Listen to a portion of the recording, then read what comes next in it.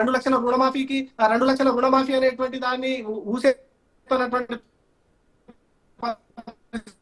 Right. Audio problem ఉంది, మీ దగ్గర signal problem ఉంది. మళ్ళీ మీ దగ్గరకు వస్తారు రామ్మోహన్ రెడ్డి గారు. అంటే ప్రభుత్వం రైతాంగ సమస్యను అడ్రస్ చేయటం లేదు, ఇచ్చిన హామీలు అమలు చేయటం లేదు.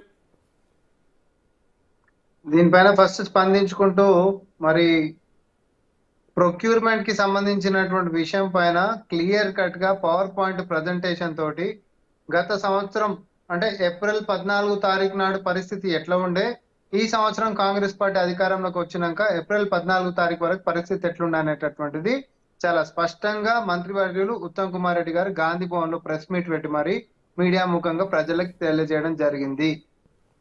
అదే రోజు క్రితం సంవత్సరానికి తీసుకుంటే ప్యాడీ ప్రొక్యూర్మెంట్ సెంటర్లు ఎంత ఉండే అని అంటే 335 సెంటర్లు మాత్రమే ఉండే. కానీ కాంగ్రెస్ పార్టీ ఎన్ని సెంటర్లు ఓపెన్ చేసింది? 6,919 సెంటర్లు ఓపెన్ చేసింది. అండ్ రికార్డు లెవెల్ ఈ 10 సంవత్సరంలో ఎప్పుడు కూడా లేనట్టుగా 100కి 100% ఏవైతే ఇన్ఫ్రాస్ట్రక్చరల్ థింగ్స్ ఆస్పెక్ట్స్ కావాలనో అన్ని ప్రొవైడ్ చేసినటువంటి చరిత్ర కేవలం ప్రజా పరిపాలన మాత్రమే సాగింది. టార్పాలిన్ షీట్లు లేకపోతే అవుండవు, అవుంటే లాజిస్టిక్ దిక్కుండవు, లేకపోతే తడిసిపోయినటువంటి ధాన్యం మీద రైతులు కుప్పల మీద చచ్చిపోతుంటే పలకరించినటువంటి పాపాన ఉండవు. ఇట్లాంటివన్నీ ఏమంటారు, ఒక చీకటి కోణాలను చూసినటువంటి ప్రజలే మార్పు కోరుకుంటూ చాలా స్పష్టంగా ఎస్ కాంగ్రెస్ పార్టీ మేము చెప్పినాం, రుణాలు మాఫీ చేస్తామని చెప్పినాం, బోనస్లు ఇస్తామని చెప్పినాం, చెప్పలేదని అంటున్నామా? మేమేమన్నా చెప్పినామని అంటున్నాం.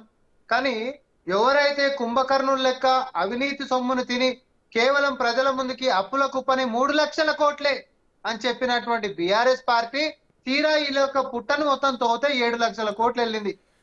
7 లక్షల కోట్ల రూపాయలు వెళ్ళినటువంటిది ప్రతిపక్షంలో ఉన్నటువంటి మేము అధికారిక లెక్కలు బీఆర్ఎస్ చెప్పినటువంటి దాన్ని విశ్వసించి 3 లక్షల కోట్ల గిట్ట ఉంటే బ్రహ్మాండంగా ఎస్ ఏకకాలంలో ప్రమాణ స్వీకారం చేసిన రోజే తొలి సంతకాలు వీటి మీద కూడా పెట్టొచ్చు అని అనుకున్నాం. కానీ స్పష్టంగా వీళ్ళు చేసినటువంటి అవినీతి కుంభకోణాలు పుట్టలు తవ్వుతుంటే చీమలు వెళ్ళినట్టుగా 7 లక్షల కోట్ల అప్పులు మన నెత్తి మీద పడ్డటువంటి సందర్భం తేలినప్పుడు మాట కట్టుబడే ప్రయత్నంలో మాత్రం ఎట్లాంటిది అట్లా అనుమానమే లేకుండా చేసుకుంటూ ఆర్థిక పరమైనటువంటి భారం వాళ్ళు మన నెత్తి మీద మోపినటువంటి దాన్ని కూడా అప్పులు తీర్చుకుంటూ ఇప్పటికి 26,000 కోట్ల రూపాయలు కట్టినటువంటి ఒక వాస్తవాన్ని నేను గుర్తు చేస్తా ఉన్నా.